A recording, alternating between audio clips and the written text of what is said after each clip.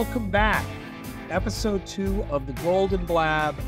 Adam Kramer, Kevin Lindsay, yet to be canceled, although we are in about 40-ish, I don't know. 52, 53 minutes. Yeah, of course. Over 50 minutes. Yeah, we said we're going to keep it short and sweet, and we do not. Actually, you know what? Speaking of short and sweet. Now, look, another podcast. You hear that right into the mic? I mean, that's the way to go. So cheers. You know what? I failed to grab a beverage, but we're going to stick to that's some all nice right. cold water. I could use one. It's been a busy week. There's a lot going on. I feel like there's always a lot going on. And we'll talk about some of the things going on. We're going to be on the road next week. We're going to attempt to do a podcast. I say attempt because I'm glad you said attempt. Well, hotel Wi-Fi sometimes has other plans. Travel, trade shows have other plans too in terms of Las Vegas, you know. Las Vegas, into the abyss of Las Vegas. That would be self-induced. But we're going to attempt to do a podcast. But first and foremost, let's talk a little bit about where we've been, because we've been in different places, and you can start. And we can start in general with the Wisconsin Open. Give us a breakdown. Yeah, I mean, Sussex, Wisconsin Open, a tournament that has been part of Power Events for almost 7-8 years now. We were all trying to do the math between myself, Steve, Stefan, but also the Wisconsin Open, a tournament that has been around for, close to 20 years. Dan Miser, David Crawford, friends of the program, as we like to say internally. Jukebox Larry, the operator from back in the day. Now it's FS Gaming with Adam Fitzgerald and Brian Roski. And, just a big shout out to Stefan, his wife Cassie, the owners of Sussex Bowl, their staff. I think I teased it a little bit in the last podcast, but this is a classic tournament location where there's staff that no longer works there that comes back specifically for this weekend because it is just so much fun. The unofficial sponsor of my weekend was Carbless Seltzer. And so if your people want to get in touch with our people, I've never heard of this, by the way. We do, by the way, later in the show, we are going to talk a little bit about what we like to drink playing Golden Tea in honor of St. Patty's Day. It's a little tease. I'm intrigued by this. It's a Wisconsin-based carbless seltzer. I was introduced to it last year at this tournament. Interesting. It's like pineapple, lime, strawberry, but I was just straight pineapple, literally 0 carbs. Not that I care, but it also helps if you're drinking a handful of them over a tournament weekend. But just one of the many drink specials and food lunch specials that they had at the tournament. But, 4 days of Golden Tea action, 121 people officially in the main event, which is a little bit lower for Wisconsin. But a handful of things, whether it's the fact that Florida was a month right before that. Yep. People are qualifying for Worlds, things like that, but still a really solid group. Had lunch with Russ and Steve from Power Events on Friday afternoon. I thought I was walking into an ambush. It was none of that. It was just friendly conversation, with the side of light shit jagging like they typically do to us. But it was good. I mean, they are black belts in that, and we love them dearly for it. Yeah, and for a couple of shout outs for a pageless weekend because they had some family stuff and Evan was playing in the tournament. Kate Kramer, Matt Van Hoosier, a handful of other people jumping in to help run a really smooth and successful event. That Sean Gervais, originally from Florida, then from Missouri, I think he's classified as Texas now, winning his first national tournament in about 10 years. So that I think the last time he might have won a national tournament, I think I was interviewing him for my senior year video project on Golden Tea, with all due respect to Sean, back in Missouri in like 2012 or something. Well, but for a guy who, what? You're getting to the point. Now I'll pick it up the pieces of the vase you just dropped off the table and it shattered everywhere. Nobody has run worse. This is like a running theme with Gervais. Nobody has run worse at Golden Tea tournaments than Sean Gervais. And what I mean by that is the dude just runs into monster scores, and it feels like, unfortunate, not even bad luck. Man, how many Worlds do we do? And I feel like we talk about it at every Worlds where he's losing 31-30, 31 under to the 30 under in like he's played in like all-time games.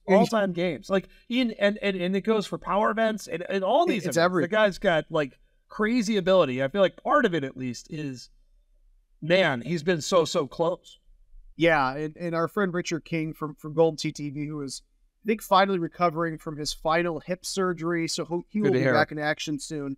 But he had shared a couple of the videos where he had lost to Evan, I think 33-32 a couple of years ago, 32-31, like you're saying. Just, he's a great player. But there's a handful of really great players that don't win as many tournaments as I think people would think. Jeff Lannon's another example. Really great player, Eddie G.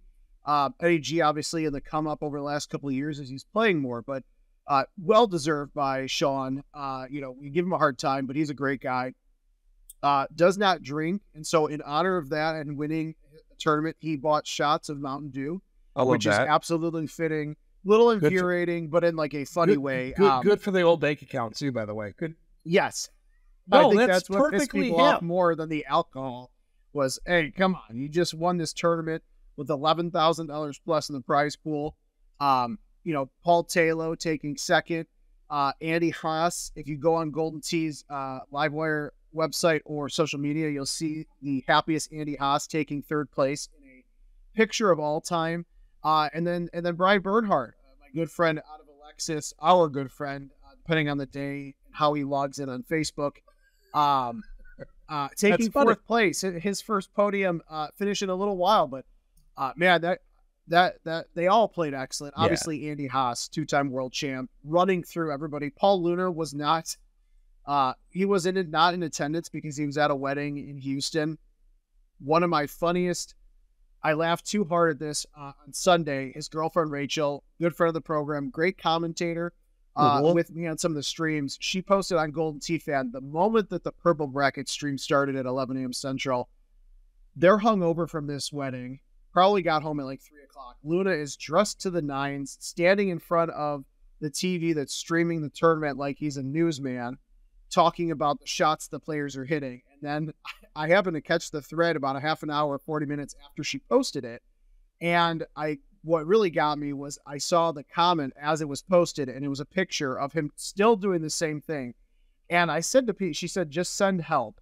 And the running joke of the tournament was, I guarantee you that was not a photo op. Paul was standing there for like 3 hours going, why are you hitting this shot? Hit it this way. Or, why do you do that? Like providing his own live commentary, but that's how we joke about these tournaments, but that's when you miss one of these tournaments and you go to so many, that's how it feels. Like you feel like you're left out of the family reunion.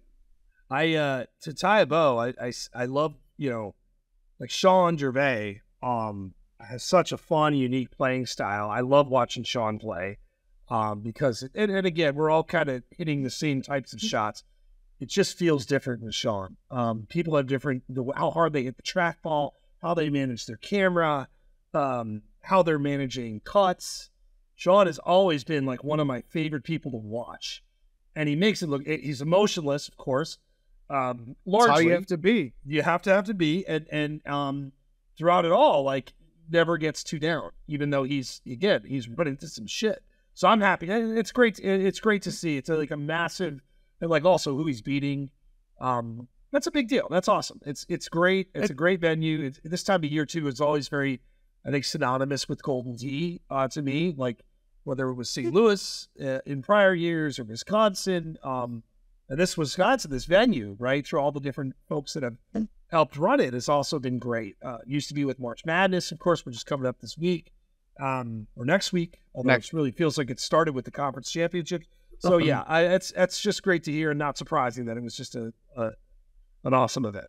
So yeah, hopefully the next Power Events tournament is taking place in St. Louis the first weekend of May. So not just specifically you, Adam, but hopefully all our listeners are getting it on their calendar and can make an appearance. Nice tease. Funny Bones, yes. Funny Bones' location. It's a very interesting two-space location, but actually worked out very well for the players in the tournament last year. And again, new location as of last year, but staff really knocked it out of the park because of the Golden Tee players in that community that support it. So a lot of fun going on in the world of live tournament events. But speaking of tournaments, where were you? So you have a good, valid. I told people Adam's got a valid reason other than being busy as hell. Yeah, he was crazy. Traveling on Monday. A little bit warmer weather than when I was in Wisconsin, although not too bad.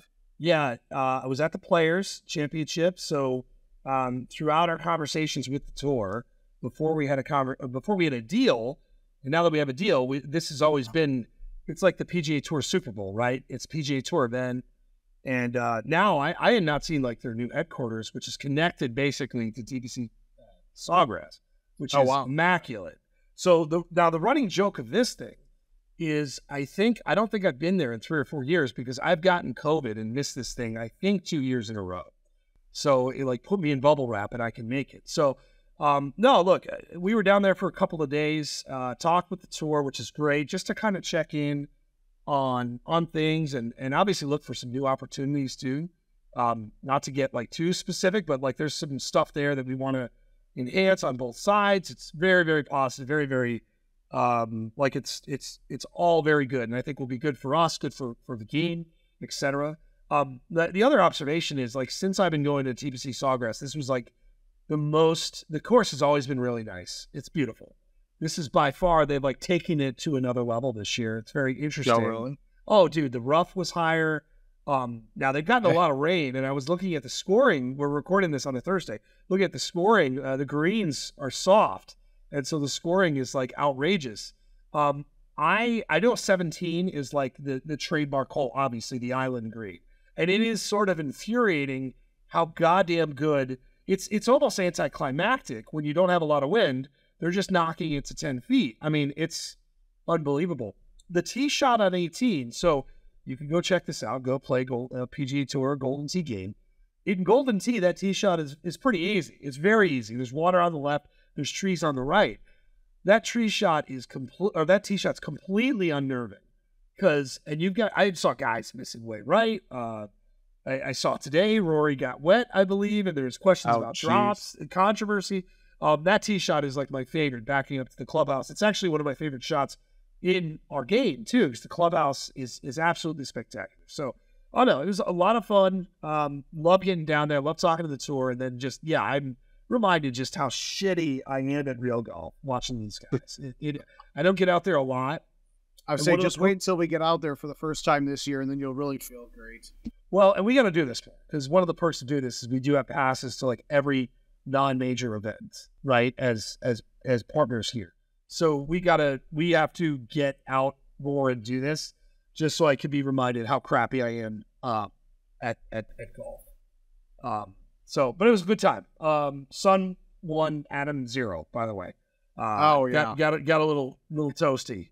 I'm just gonna keep with the extremely cheesy and horrible transitions. But speaking of a good time, if you would like to play Scablands, that's very and actually get the Scablands course, Adam, who's clearly checking his team's messages very shockingly in the middle of our recording. I am. Because there's always something going on. I know. And I jokingly say it because I do the same thing. I have goddamn do not disturb on, and I'm being disturbed. I'm not going to say by who, but I'm being disturbed. So it was a very quick message. And that will become a theme in the podcast. And just get ready. Yeah. I'll just wait for somebody to open your door and walk in. So okay. One thing I do love about being able to talk to people every week with you about this is we can talk about somewhat serious things. This is not serious, but we can talk about stuff that in our game has been wrong, that we're trying to improve.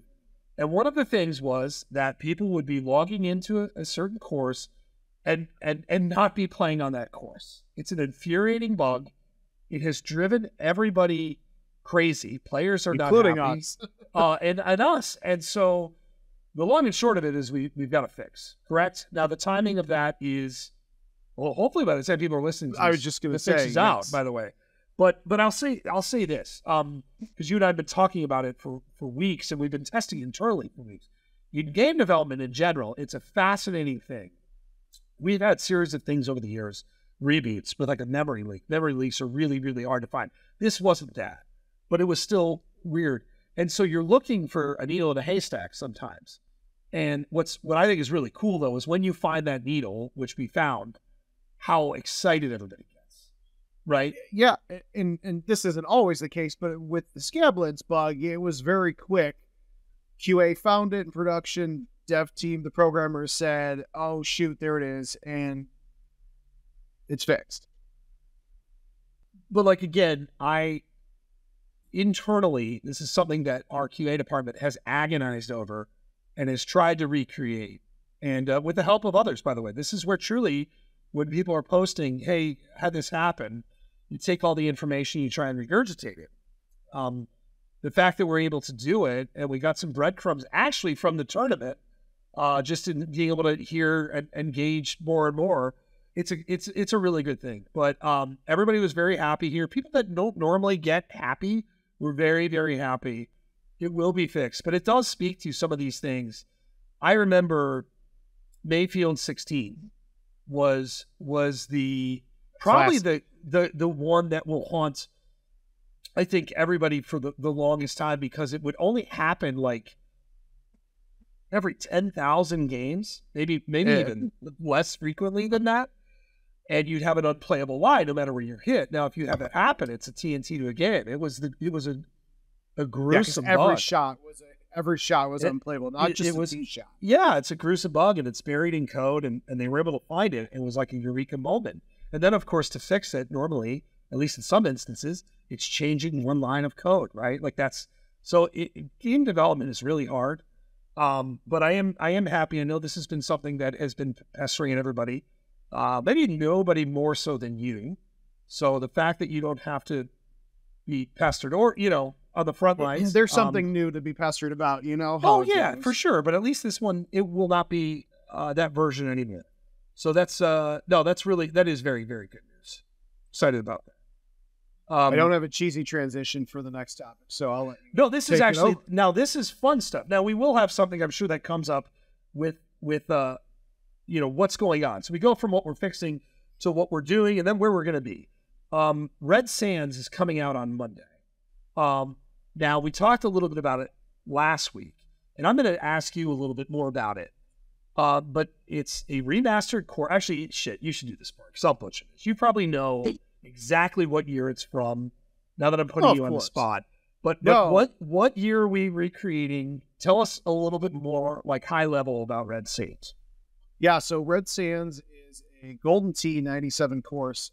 It's actually the third course of Golden Tee 97, with the first two being remastered previously, Coral Ridge and Pine Creek. So, not that this was intentional, it's just kind of a fun fact. All three courses from Golden Tee 97 have now been remastered in Golden Tee Live and now with Golden Tee PGA Tour. But as I described the courses back in the day as a kid, is there was almost always a tree course, a water course, and then a desert course.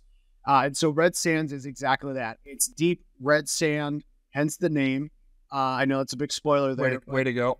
Yeah, thank you. That's heavy journalism that I'm participating in. But it's a course from literally 20-something years ago, 27 years ago, 28 years ago, almost to be exact. This course is near and dear to me just because it's one of the first ones that I truly remember playing a ton as a kid.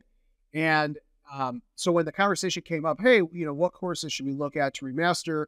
I enthusiastically said this one, had the course files from literally 96, 97 in my back pocket somehow. And Jim Z said, all right, let's do it. Now, I'm pretty sure that there was some cursing of my name after they started building the course, because there were some size differences and other things going on. You might know more about that than I do. Yeah. But when you take one of these courses, especially a 3D golf course, that yes, we have the 3D Max, the Studio Max files that we can use as a baseline. But when you do it with Golden Tee 4 courses, there's a lot more assets that are tied to those 3D files than, again, 27-year-old, Studio Max files that thankfully all worked and opened up without an issue. And the result is a beautiful course, a course that you go from playing stock clubs and stock balls, a few generations ago, to now custom clubs, custom balls. Yep. I'm looking at the list of holes here. There's probably 4 or 5 par 4s that were previously never drivable, that are almost, I'd say, like 90% drivable with the right setups. I think that's one of the coolest. It's one of the coolest trademarks of this course, and I think players, as we found out, feel a little bit differently about that feature. I love it. I love a round that's going to change its character every time you play. And I think chipping is going to be a huge factor on this thing. The other part that you mentioned it, other than the red sand, and I appreciate the way you said that, producing that, please be sure to clip that. It's outstanding. Is there's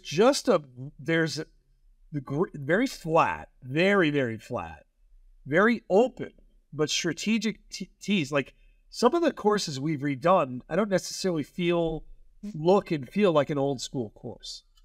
This looks and feels like an old school course. You've got massive greens, you've got small greens, you've got flat, you've got really uniquely placed trees. I think is it hole 16, the par 3, or what is the very, very short par 3? It's hole 14, excuse me. So hole 14 is a short one, but hole 16 is also it's the three green par 3 that somebody is bound to hit it on the wrong green and send us an angry email about how they can't putt across the water. Just pay attention. Would be actually I didn't even think about that. That is interesting because I don't know if there's fringe on those, but that's their problem, not mine. Yeah, just pay attention. Hole 14, by the way, is like 50 yards or less. Yeah, it's unbelievably short. So when you think of short par 3s in the Golden, this will be the shortest par 3. Well, Bayou can be very short. Palm can be very short. This is right in the connection of those. I think in regards to, like Bayou said, that Bayou 17 also has like a 250-yard look. As far as I'm aware, this is going to be probably consistently 40 to maybe 70 yards, depending on the pin and the tee location. But what's also fun is there's water in the way. So you can't, it's not just, you can't, granted, all of us are going to try getting cute with a little chip, like a 5-bird or whatever. It's not going to be as easy, though, because you're chipping it over water. If you have a good round going, you're probably not going to want to do that. It's, so much is going to be set up contingent. I'm looking at the holes here too, just kind of like even hole 18, which is like more of a traditional par 4. I mean, the important thing, whether you play this game or not, we've recreated this design to be exactly or as close to exactly as what it was. So we're really not taking liberties to say, oh, I wish I would have done that. Might be something we do in the future. I was just saying, but it might be something we do in the future. But this is what, and I think it's really cool. I think the look of it is very different from a desert course that has this very distinct glow. I never played this course, but I think in terms of shots, it really is kind of a shot test. Or chipping, again, just to reiterate, how much chipping that you can potentially do to pick up strokes is going to be, at least at the high level, very crucial. I also think for a more casual player, there's a lot of good tee to green opportunities. I don't think it's an overly hard course per se, but I think the scoring is there. Again, you guys will be the judge of it. I just think it is you'll play every course of this year's lineup, and it's so unique. It is vastly different, I think, from any course that you've played, unless you played the original, of course, but in the last couple of years, I think it kind of stands alone. So it'll be interesting to see what people think about it. Yeah, I think from the implications in match play will be very interesting. Just to see how the gold bracket players, tackle some of these par 3s and par 4s compared to, somebody like me and you, who are frankly these days purple bracket players because we're not as good as we used to be. Truth hurts. But there's definitely those different skill levels and the way that they tackle. It'll be interesting to see. I'm very excited for it to make its way, hopefully as part of qualifying, when that St. Louis tournament rolls around. For sure. The other thing that's going on next week that we'll at least touch on briefly, and probably more so next week, because we're going to attempt to do the podcast from it, is we have the Amusement Expo. So it's out in Vegas, and, this show has been really, it's like a yearly stop for our lives. And we've obviously become fixtures of it. It's a really cool event. And this one feels pretty important for a lot of different reasons, which we'll talk about. But, for me, and we can each talk about it, like I always like this because I'm always learning something at these shows. And you're talking to, so to be clear, who attends these shows, right? Trade shows. Really, this is an operator show. So the people that buy and service and place and update our games, that is largely who we're talking to here. So whether it's something, an enhancement to a game mode or to a cabinet, or a suggestion for a new game or a feature, or learning. We just got off a call about something an operator is doing with invites that was very intriguing to us, to say, hey, we want to talk to them to figure out how we can, what are you doing? And like, what can we spread the gospel? So to me, I like the show because yes, we're going there to showcase what we're doing and to move product, of course, but I'm always in kind of a listener mode here to figure out like, what do people want? What do they like? What do they don't like? And react. So what are your takeaways here? I think for me, Amusement Expo, it's interesting because I'm talking to operators who I've helped them run a fax contest, and we're going to talk to them about running Score It, which is the new evolution of fax contests. How do we engage our players more? How do we run a tournament?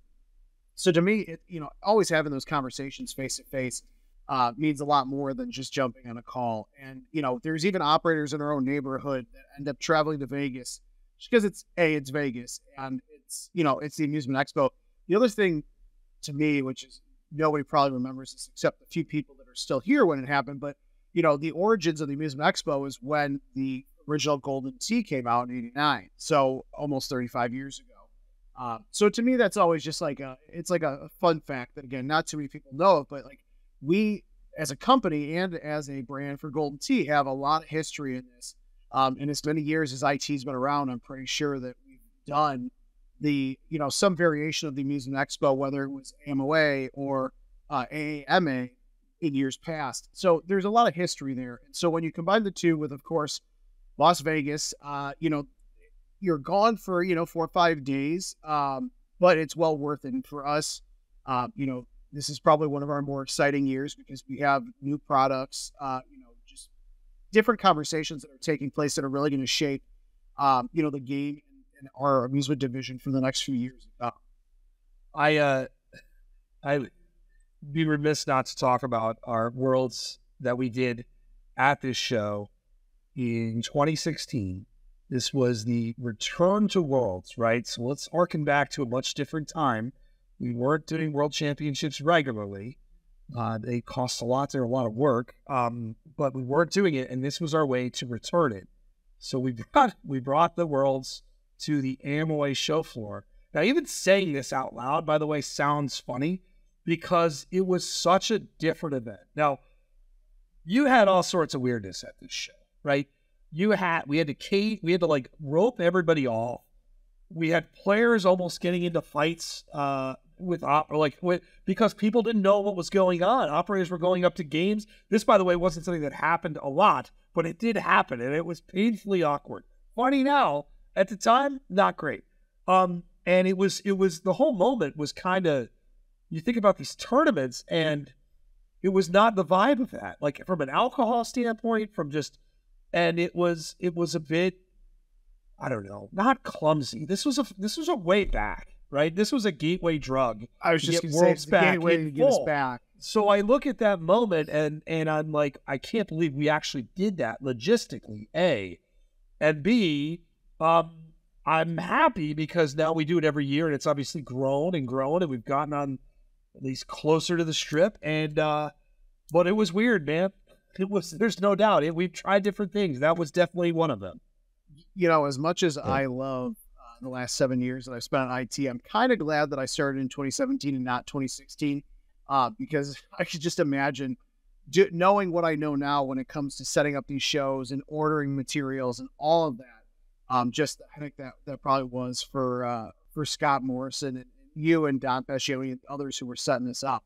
But the important thing is it's kind of like a milestone because it was after 8 years. It's actually crazy to think that was 8 years ago, the same amount of time that Worlds was gone, since the last one when you started in 2008. So to see where we as a company were having that event 8 years ago and where we are now, it's funny to look back and think of that stuff.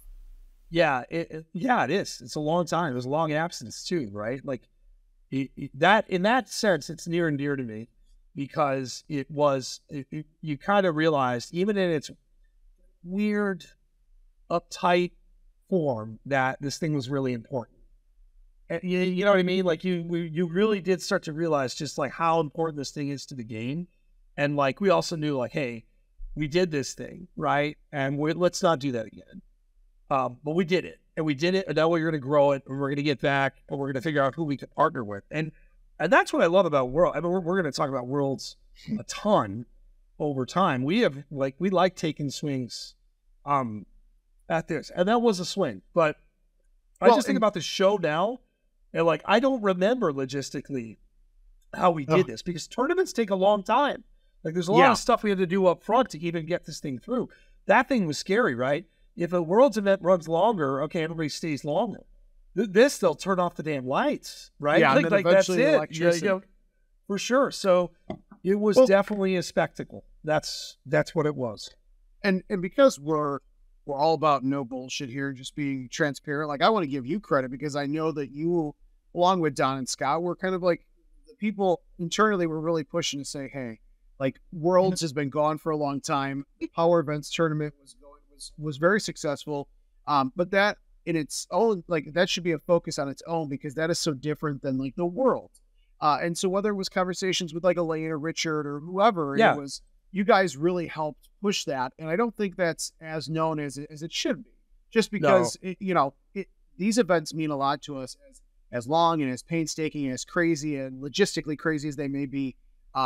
Even if you and I weren't Golden Tee players, before this, you would know how much this event means. And for us to grow it over the last 8 years, going from Amusement Expo to, our co-owner Richard Ditton's arcade bar in Las Vegas to the Orleans. Also tight, also a little weird. Yeah. Not the bar, just the venue itself. We made it work, but we outgrew that thing clearly in a tournament.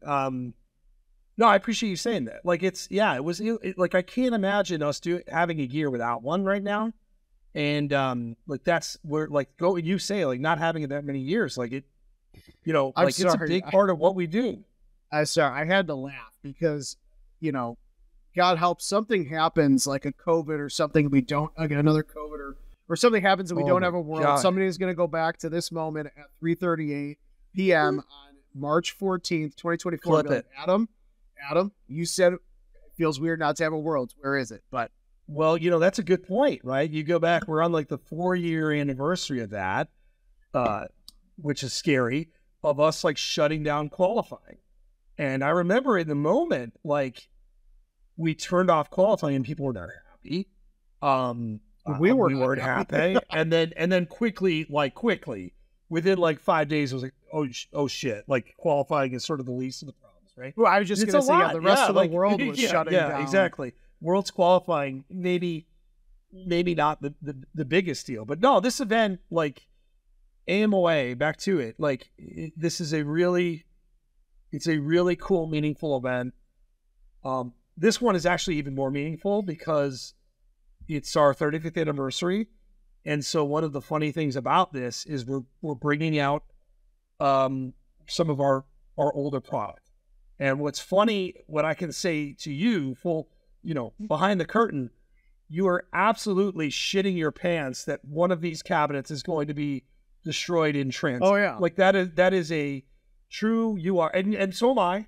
Not as much as you, yes, but you are. Like, it is the stress of shipping this 35-year-old Golden Tee cabinet, which we've shipped before.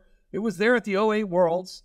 God knows what happened. I don't remember how well it arrived, but you and I are going to be there on Monday. They're going to lift the covers off these things and try and boot them on and hope they don't cause a fire and hope they boot up. And we'll have whatever to see. Cover they built to put on them, because it's, when we take out our new product, it's got a nice new box. But when you have cabinets that have been sitting in warehouses for many years until we kind of, found and recovered them in our offices, it's, that is a hilarious wildcard. We are like literally getting out there early just to see what the state of these machines is.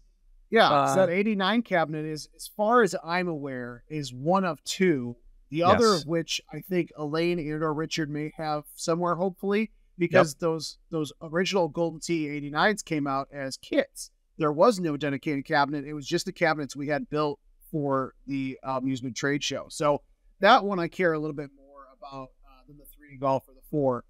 Because if they get damaged, I'm just going to take my company credit card and spend $3,000 on eBay to replace them. So thanks in advance, Adam and Brad, our CFO. Yeah, but, it's a nice twist on the event though, and we'll talk. We can talk about more next week. It'll be different. It'll be different and fun. It will be different. Anything else AMOA wise? No, I mean, when we record next week's podcast, there'll be some news that we're announcing that is new to you and a little new to us, but it's exciting. It's kind of related to what you see above, but in my background, but it's kind of not. So it's a terrible tease, but I don't want to give it away. It's a good tease. So I just notice how I set you up for that tease because I was scared I was gonna. Well, I appreciate that. Yeah. Just now, producer Matt, cut. Yeah. Now this is another tease. Although we could say like one of the themes it's going to be for pretty much every episode we do for the foreseeable future. We're going to start interviews here, not terribly far from now. Once we get settled back in, we'll start to do some really fun interviews with people that have helped shape this game. But one of the things. Yeah, go ahead. I just have to say, because it's funny, I don't even know if we need to do interviews. We should just read the text messages in the thread between myself, you, Dan Skirmetti, the president of gaming, Gary Colabano, the former director of marketing, and Scott Morrison, the former VP of marketing. Because they were just, that's a podcast all on its own there. We have a live thread going on that is very nostalgia heavy. That has been excellent, actually. And as I'm meeting with the tour, we were joking earlier, like my phone was about to explode. With all the text messages. I had to mute the thread because I was just like, guys, I love you, but calm down. Yeah, it is. That text thread is amazing. And yes, so it is nostalgia this year.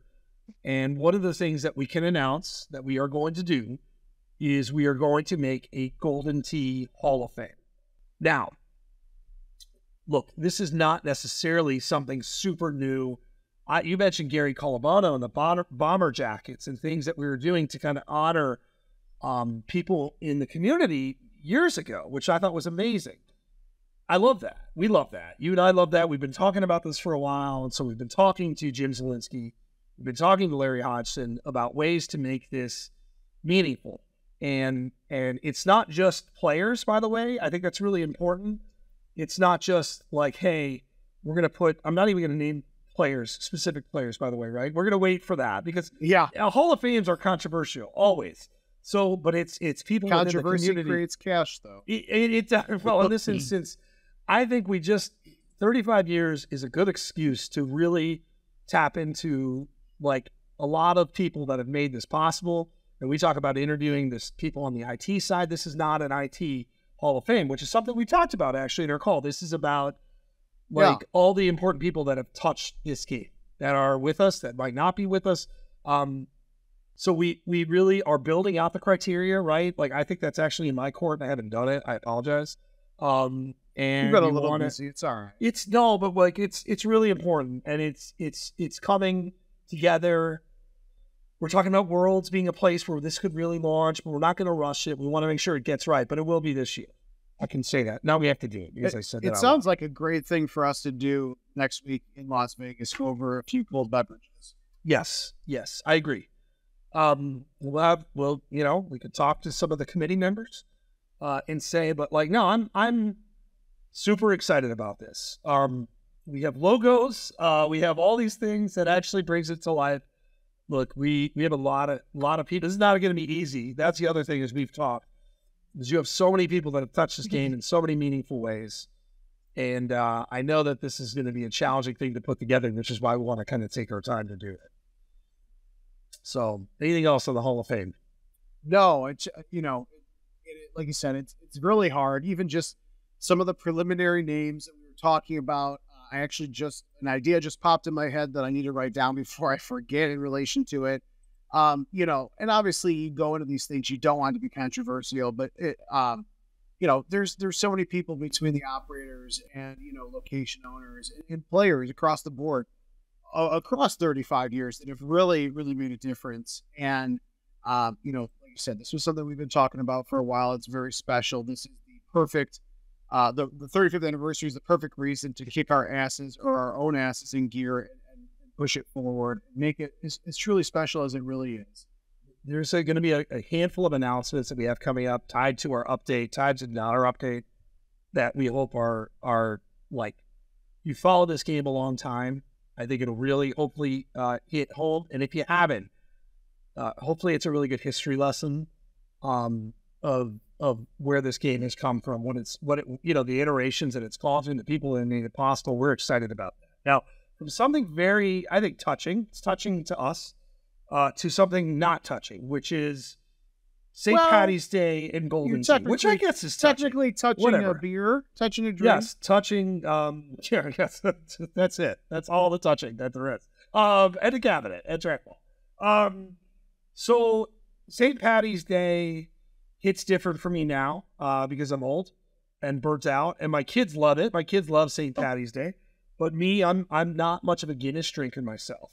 So I think, and we're going to have some March Madness content next week that is also going to be controversial, but I'm very much looking forward to next week, which we have something to talk about. I have another idea, actually. Okay, good. This is great. I'll just keep talking and you'll keep coming up with ideas that you're writing down. But the one thing about controversial idea I have. Oh, Jesus. There we go. So I wanted to ask you, St. Patty's Golden Tee. What is it's not even a St. Patty's Day question, but it's just an excuse to bring up a thought about drinking. What are you drinking? Or I have an even better way to phrase this. Through the evolution of Kevin, which is terrifying. What was Kevin? So obviously you started playing this game when you were 4. So hopefully you were drinking then. But what? No, like, when you started, when you were of legal drinking age, I'll be the dad in the room. What were you drinking, and what are you drinking now? So when I turned 21, I was still very much in my whiskey phase. It was, I would like to say Jack. As I got older, it was Jack and a lot of Jack and Cokes, but I was still a broke college student, so it was Evan Williams and Cokes, but it's the same damn thing. It's just cheaper. But as you get older, you somewhat try to get wiser. And so I got wiser to, if you're drinking with your buddies for a long time, drinking whiskey and Coke, you're not going to feel great in the morning. So over the years, I started to switch more towards vodka and 7-Up, especially for me if I'm out playing Golden Tee. When I started going out with my girlfriend Mel and she wanted to play Golden Tee, I did not recommend this, by the way. It was her doing. But I wanted to hang out for a few hours and play Golden Tee, and you don't want to get, wasted in front of a potential significant other. So vodka 7 was kind of like the blend where I'm at the bar, I don't feel like out of place because I'm having a drink, but I could have a few, spin a few rounds and enjoy myself and not be, I could get up for work the next morning as an adult, I like this. I like this. Now, my college days, talked about this last week, is where I started, and I was a Busch Light drinker in college. So I drank. Wow. Team Wisconsin, your chi with Team them Wisconsin. Just went yeah. way up. Busch Light, and then it eventually was Bud Light, and then it was Miller Light. It was the evolutions of domestic beers, right? So that would be what it is. And then I became an IPA guy. And now I think I've graduated. What's really funny about this is we were doing a call. I was trying to get my streaming set up. And in the background for my PGA Tour home cabinet, I had the bottle of wine in the cup holder. You remember this? Like, it was just so now, being the old shithead that I am, I've graduated to, I think, red wine. Classy. I would say, though, that still the IPAs are very near and dear to my heart. But bottle of red wine for home folks out there, or if you want to grab the bottle in the bar, does fit in the... Ask for permission first. Ask for the permission. Yes, please, Scott. Leave the bottle. Does fit in the PGA Tour cup holders, which, if I'm being honest, that was not a design thing. It just so happens to work out that way, which is great. Yeah, it's funny because you're an IPA guy. I'm not really a big beer drinker, but through my buddy Steve, through college years and even long after, he got me into stouts. And so if I'm at home playing a couple of rounds and I'm, I know I'm going to be there for a while, a couple of like 10%, heavier stouts, that's not too bad. I can't do Guinness though, for some reason. I want the flavor. I don't like coffee. For those, I'm sure I'm going to get more. That's where we go separate ways there, buddy. Yeah, I know. But when it comes to stouts, like I don't mind a little bit of coffee in there, vanilla. It's again, it's like drinking motor oil is what people say, but just like with the wine at home, when you're at home, it's a little bit different too, because you're stepping a few feet to your couch or your bed, and you're not worrying about, being out and about and partying, with your buddies. You go through those evolutions. If you've been around Golden Tee a lot, I'm sure people who have played in the game a lot can relate. I actually got the flu my first night with Guinness, not alcohol related, the genuine flu, probably one of the sickest I've ever been. And that was it for me in Guinness, right? You have those moments where you have something and it's an unfair association. But this is a big week for Guinness. There will be a lot of Guinness in Golden Tee played this week, and we fully endorse. So enjoy. Yes, of course. Enjoy responsibly, which is our tease. So next week we're out in Vegas. Our show is there. It happens to be during March Madness. We have a themed topic. It'll probably be a shorter episode next week because we got a lot of shit to do. But we do have a themed topic, which people will have disagreements with. You and I will have disagreements with each other, potentially. I don't know. I don't know if I'm in a position even to call you or you can call me on it. It's going to be a matter of interpretation. I'm excited about this. We've done sort of different things throughout the years that are sort of in the same food group of this, but it's a perfect time to do something like this and do it we shall. And it has everything to do, or at least a lot to do, with the timing of a certain tournament that's going on, which will also be prevalent where we are in Vegas. So that'll be good. I want to ask you, before we get too far from the St. Paddy's theme, because I like this question. What's a good tip on playing Golden Tee in a crowded bar for you? Thank you for bringing that up. So I used to have this in college. You really got to take your surroundings in every time you hit.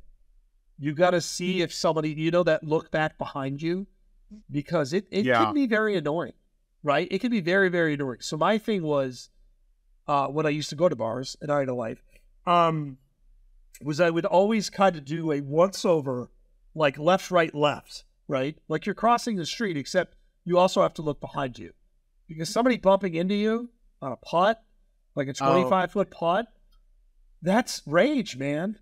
That's not right. So my tip would be, beware your surroundings. Do you have any tips on that? It's so cheesy, but it's so funny. I have to do it. My tip is, don't play in a crowded bar. Go to home.golden.com and buy home edition. It's hard though. It is. No, I've gone through that. By the way, it's sort of the same tip I would say at tournaments too. I mean, it's different. You step the games out, but in some venues, if you have wait staff that has never been there before, for me, when I was in Monmouth at college, for me it was when I first started playing, the games were dead center in the middle of the bar. And, you'd have these college kids grabbing their pitchers of like their $5 pitchers, by the way, of like vodka and Red Bull. Jesus. But R.I.P. What was great for me was I at least had a relationship with the operator where I could say, hey, I'd love to come play more Golden Tee, but at 12 o'clock on Friday. Assholes here. Yeah. At 12 o'clock on Friday, I don't want to be around a bunch of drunks, or I want to hang with my buddies and drink. So I had them move the Golden Tee machine back by the entrance. So you get the ruckus from people walking in, but after that, nobody bothered you and you're kind of tucked away in your own corner. Obviously, depending on the location that you're at, that can vary. But be a prima donna is your advice. Yes. Oh, to be a prima donna and have them move the machine where you want it. Yeah, because that's also straight to the get point. Better at Golden Tee, No, cut through the bullshit. Move the Golden Tee machine. I will play more, get better, and get out of my way. That is a perfect you answer. It's just don't deal with the people. Screw the people. Screw the people entirely. I asked the question. That is a legitimate answer. There's two different ways around it. Me, I'm like a nervous shithead just looking around the bar. You? No. I'm going to put this thing on the roof where I can sit out there and play solo. Hey. Yeah. Hey, and by the way, you are not the first person nor the last that has requested send the machine move. Let's be clear. There's a lot of people listening to this that have done that exact thing and have also found it to probably be far more successful than my suggestion. Well, the other reason I could say that too is because there was an old restaurant in Monmouth, Petey's. It's no longer there. But Brian and I think it was around the time I was like a sophomore, junior in college, and I was starting to get better. It was like the Laurel Park year, Falcon Sands, and I went to hit the what holds it on Falcon Sands through the pyramid, like 11 or 12. I paid the $1 for the hole in one. It was like $80-something, and thankfully it was a restaurant, but there was traffic from the wait staff, and I ended up hitting it for like $88. It was a great shot. I got really excited. I went to do my best Tiger Woods.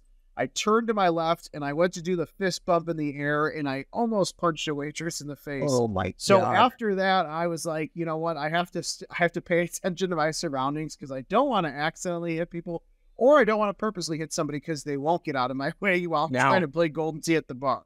That's slightly different than your current celebration, which is the clap from hell. That's the normal, I'm not even going to do it in the mic because it would hurt. You don't either. But the celebratory, you could squash a watermelon with your hands. It is loud. And then normally it's into some sort of fist bump. It's like, yeah. Oh, that's true. It's like one motion. I did. That was actually very impressive. Mic, no. But like I can't mimic that. That's actually very impressive. Because normally it's clap and then through. Wow. No, you got the singing. You know what? That's very when good. You and Josh are playing closest to the pin games next week, waiting to tear down games at the show, just take a video because I always get jagged about it. For some reason, I'm too cool because I do it all in one motion. I can't. It's not the. Yeah, just have a happy celebration. I don't think that's why you get jagged. To be clear, I don't really jag you about it. I'm doing it right now. No. I'm used to it. I'm numb to it. I've seen this thing a billion times. It is impressive. It's loud. And it is somehow athletic. I don't know how, but it is somehow athletic. I was going to say, yeah, you've been dealing with the way I play Golden Tee since, 2011 I'm used to it. or 12 when you and Brad Litz, used to play games in the back corner. It's slightly more painful, though, when it's done, like, in a game against you. Then it does piss you off, which it's by design supposed to. That's good gamesmanship. I don't even say it's supposed to, but clearly I'm doing better than you, so you should maybe play more and get better. I try. You specifically should play more and get better. I directly, to me, more than anyone, maybe on the universe, is to play more and get better. You have 4 days to get ready for Las Vegas. Oh, I'm going to get my Golden Tee quota in. We're going to do a lot of target rush. We do a lot of close to pin. There'll be a lot. So we got to get ready. I know. Again, we're going to do an episode next week. It will be shorter than this one, even though we say that, and here we are at an hour, or whatever the hell it is. But we'll do it March Madness themed. I have a fun idea, and I don't know if this is going to work well or not, so you can't hold me to it. But now I can pretty much tell you it's probably not going to work well. When someone prefaces by saying that, it's usually not good. What? But go ahead. So I haven't looked... because it's been busy. I haven't looked at last week's numbers, but we got a lot of good compliments for people at the tournament of them listening to the podcast. I will say for every 500 views we get between YouTube, Apple Music, and Spotify combined, we will have a beer before we record next week's podcast. Oh, Jesus.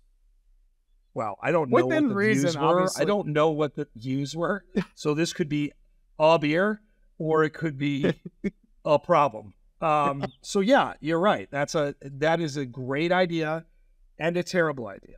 But I'm kind of in. And Vegas is the perfect and only place you could probably. It does. Yeah. Where you can do it at like 2 PM. Last thing, who do you guys want to see on the pod? Let us know. Cause we are doing this right now. The two of us, I think the goal will be really to mix in guests like regularly a lot. We want to make sure we talk to a lot of people. Right now, with everything going on, we just want to get our footing and get through, get things out there to make sure it's working. And then pretty soon, IT folks, non-IT folks, whoever you want to see, let us know. We'll do it. We've got a big list put together. Some usual suspects, some unusual suspects. But obviously, it's just like our list we'll talk about next week. But highly, the those lists will be highly controversial. But we want to know who you guys want us to have in the podcast, good, bad, or otherwise. Yes. This is a straightforward, shoot the shit, talk from the hip, and I'm already looking forward to the laughing and the crying that I'm going to do at some of the responses. That's great. No, I'm enjoying this, by the way. I got to say, for 2 weeks, I'm having a lot of fun doing it. Hopefully people are enjoying it as well. So next time we talk, I got to remember to bring a mic. Don't forget a mic. Yes. I'm going to bring a mic. I've packed mine already. That's why it looks like it's been through hell and back, because it has. So next time we talk to you guys, we will be at our trade show in Vegas, we hope. It's crossed. For Kevin, I'm Adam. We will talk to you guys next week.